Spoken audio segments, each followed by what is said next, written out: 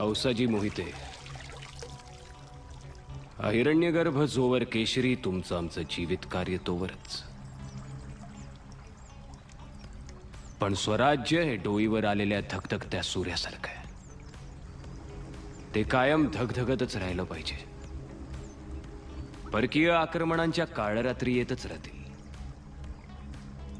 कधी ग्रीक, कधी हून, कधी शक, यमन, डच, पोर्तुगीज, तर कधी मुघल बनून.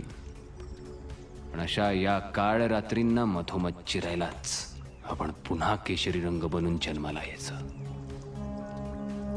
आणि हातातल्या तरवारीच्या टोकावर स्वराज्य टिकवायचं. कारण हे राज्य व्हावे ही तो श्रींची इच्छा.